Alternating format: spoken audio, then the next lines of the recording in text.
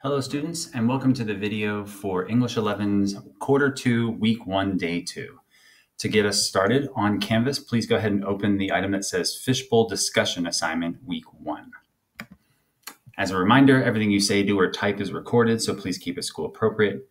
And as always, there is no saving, downloading, or taking pictures of this lesson today or ever. Okay, our agenda for today is to review notebook time format, what that looks like.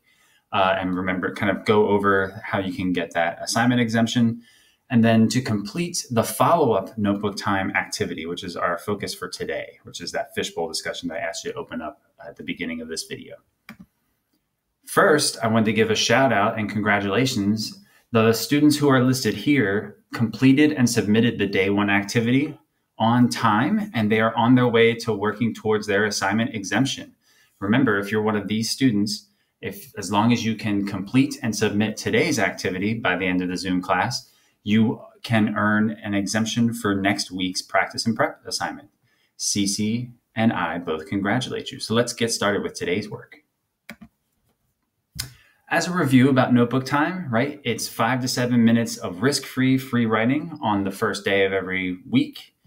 Then, we are doing this to kind of help ensure to give you exposure to writing and information in the real world, create writing routines and a culture within our class, and improve your writing fluency and build your writing muscles.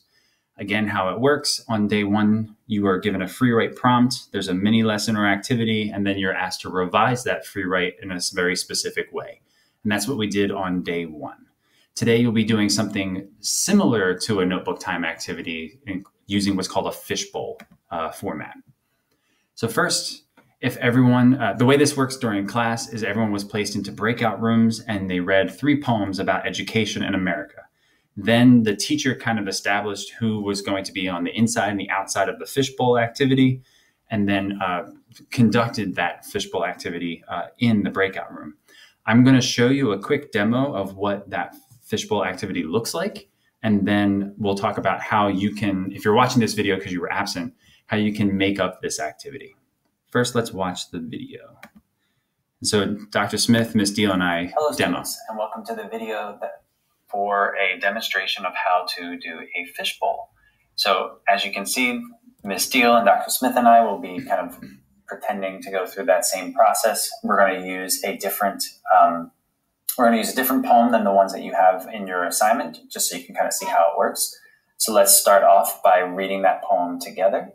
And then I'm going to have Dr. Smith and Ms. Deal be on the inside of the fishbowl while I take notes on the outside. So the poem is called "My Teacher Wasn't Half as Nice as Yours Seems to Be" by Ronald Dahl. My teacher wasn't half as nice as yours seems to be. His name was Mr. Unsworth, and he taught us history. And when you didn't know a date, he'd get you by the ear and start to twist while you sat there quite paralyzed with fear.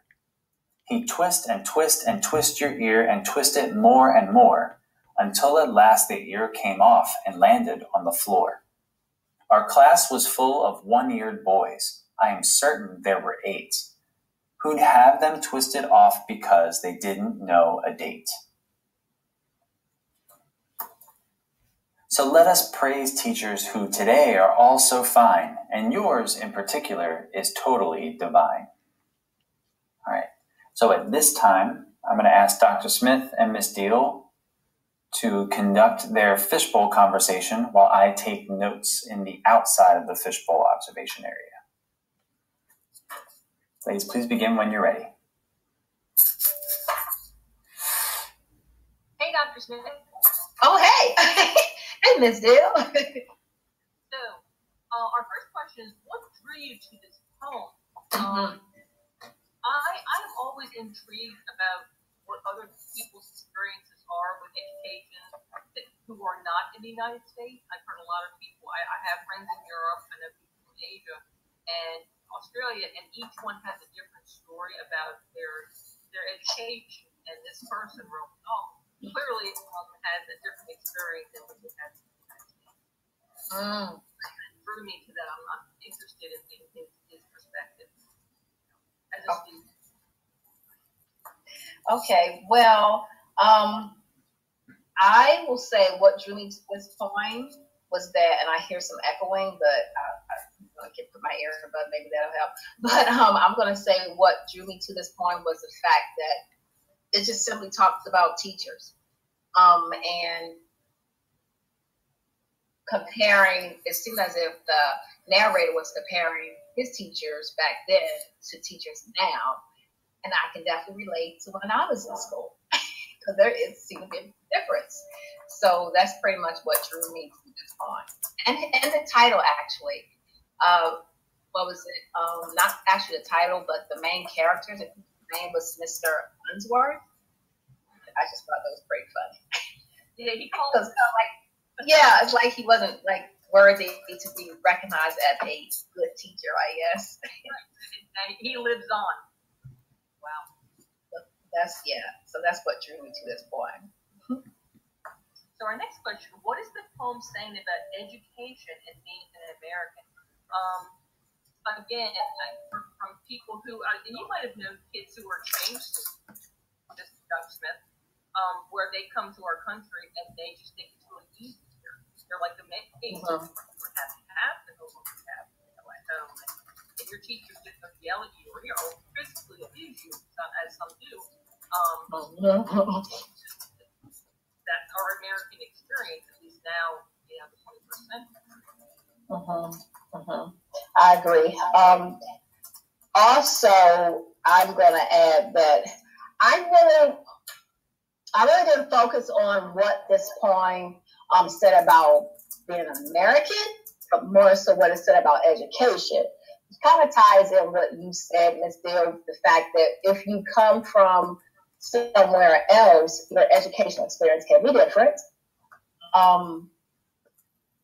In some of the other countries, you may have the more fun teachers, aggressive teachers, where they don't take a lot of nonsense, versus somewhere else where that teacher is not as firm and not as aggressive.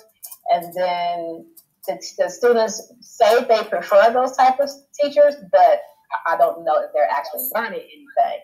So for me, in my opinion, and I just kind of think that's kind of what this poem is saying about education. Like, you see the different type of teachers that students prefer, but I don't know if that's the more effective way of teaching. That's a good argument, yeah. I mean, kids are, in terms of global education and where we stand in company, educators are always in terms of where they are, like 8th grade, they're already right.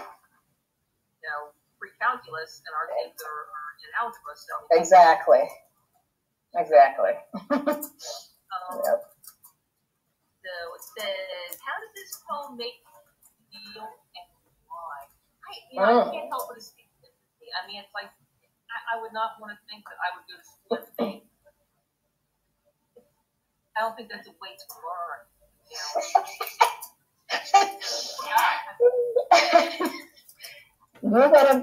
Can't wait to hear my response to this deal.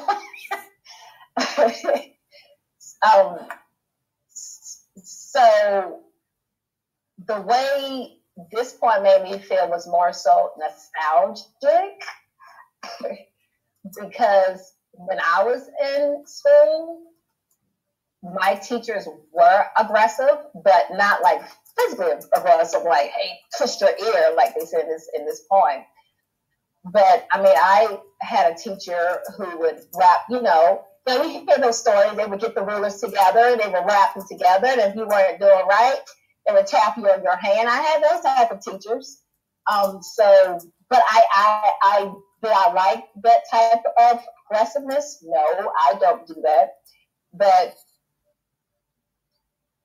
I do think that you can have a type of firmness, but do not have to include any type of physical aggression like this to still help your students learn.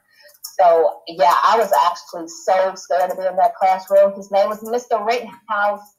He was my sixth grade teacher. His name was Mr. Rittenhouse. He was my sixth grade teacher. And the crazy thing about it, though, it was like he was like a Jekyll and Hyde I mean, bless his heart. I think he's passed now. Of course, all these years have passed, but this is like 6th grade. But he was like a Jekyll and Hyde. So he was also an English teacher. And you would learn information, like great information, but he was just aggressive how he conveyed that. Like he cursed like a sailor every day. How he stayed teaching, I don't know. But he cursed like a sailor every day. Like I said, he had the ruler. He was my only teacher who was really like that. All my other teachers were just very, very firm, but no, nothing physical involved.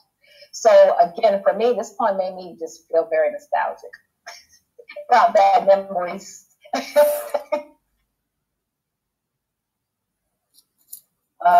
we have a last one? Or was that the last only question? That was the last question. Oh, okay. I was ready to talk some more.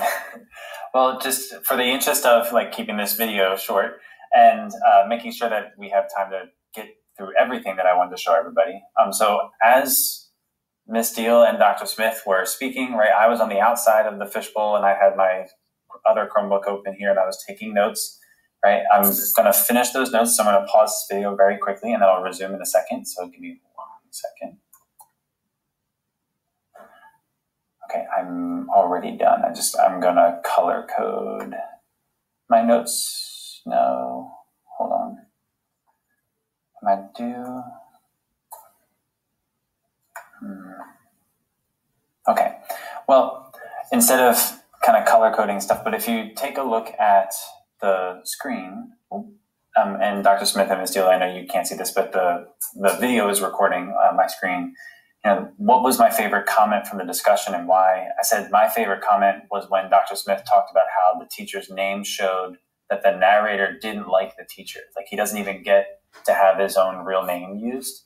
I really like that comment because I didn't notice that detail when I read it. I just thought it was a weird name. So I really like that Dr. Smith kind of brought that up. My second question was, what additional comment or idea could you add to the conversation, right, for me? I said, I'd like to add that my dad also had similar experiences to the narrator and Dr. Smith. And he ended up actually dropping out temporarily because it was so bad. He went to a Catholic school and he said that the nuns were particularly vicious at times. Which I don't know if I believe because my mom went to the same school and she didn't have as much trouble, but whatever, we'll see. And then for number 3, it was like, how clear was the conversation and what's one way it could be improved? I thought the conversation was very natural sounding and very clear. One way to improve the clarity of the conversation is just to have the participants ask one another the questions from the sheet more naturally. Like there were a couple times where, it was clear that, like we're looking at a list of questions, but you can just move through that one question into the next. And maybe if you just sort of established ahead of time who is going to ask the first question and then who's going to ask the second question, that might make things go a little faster. So that's all I wanted to go over, was just to show you how this fishbowl works, right? And now what would happen is if there was another participant, that other participant and I would be on the inside of the fishbowl while Miss Deal and Dr. Smith would be the ones on the outside recording. And then we just finished up that activity and we're ready to turn it in.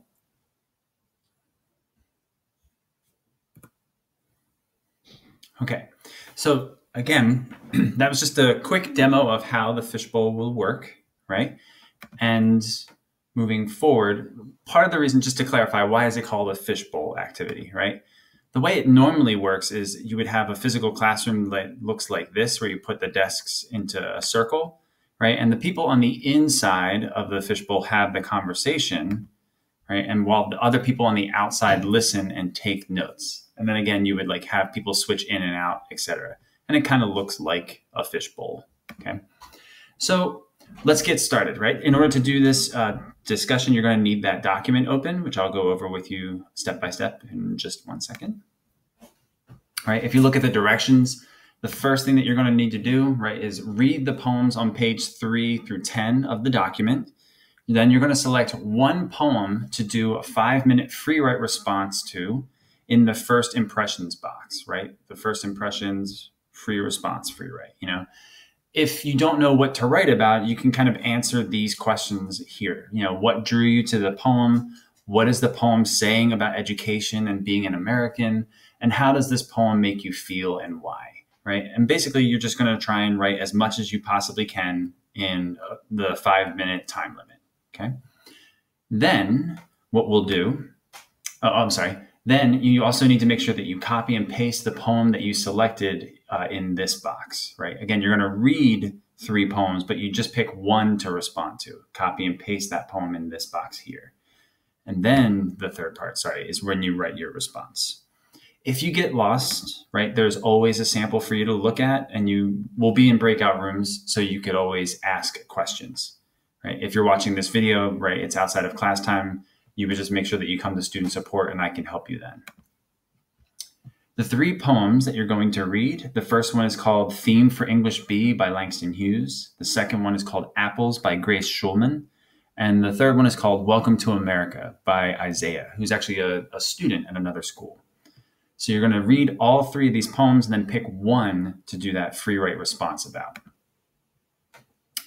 To help you out when it's time to do the fishbowl, right? As far as starting the conversation goes, I've given you a couple of starting phrases. I think the poem's tone is this because the author uses words like blah, blah, blah. Or, my favorite line or phrase in the poem is when it says, then you can read that quote, because, this poem is similar to or different from my poem. Remember, you wrote a poem on day 1 of this week. So you can talk about how your poem is similar or different to the one that you picked. And then for those other people who are in that inside of the fishbowl with you and are listening, right, and you want to kind of respond, here are some phrases that might help create some flow to your conversation. Building off of what, Jeff just said, I also liked blah, blah, blah. Or I understand how you came to your conclusion, but I saw things differently because, what you said reminded me of. Or I don't understand what you meant by blank. Are you saying, and then just kind of ask the question yourself. While the people on the inside, when we're ready for it, right? While the people on the inside are having this conversation, right? Those of us on the outside are doing what you saw me do in the video, right? We were answering these 3 questions. What's your favorite comment from the discussion and why? What additional comment or idea could you add to the conversation, right? Something that you thought of that maybe didn't come up in their conversation. And then how clear was the conversation and what's one way that it can be improved? Okay, and you've got the sentence starters in blue to help you out when it's time for that. So at this time, right, I would start the 5-minute timer. You can do this on your own at home, right? Set a timer for 5 minutes. After you've done reading all 3 of the poems, right, copy and paste that poem that you select here, and then write your free response. And you can go ahead and pause this video, do that, and then hit resume when you're ready. Okay. And then once you have finished that and you've got the free write response finished, then it's time for you to do the actual fishbowl discussion. Again, if you're watching this video because you missed class, you'll need to attend student support with me from 2:45 to 3:15 in order to do that. We'll take care of a fishbowl discussion ourselves. And this is just notes to kind of make sure that that discussion follows the same pattern that we're looking for. All right. The last thing that you need to do, right, is make sure that once you have finished that discussion with me, is you will turn in that fishbowl activity. Remember that the deadline for that activity is 3 p.m. on Saturday. After Saturday at 3 p.m., you will not receive credit for your work. So you need to turn something in, even if it's not done. If you have questions or need additional help, student support is available from 2:45 to 3:15.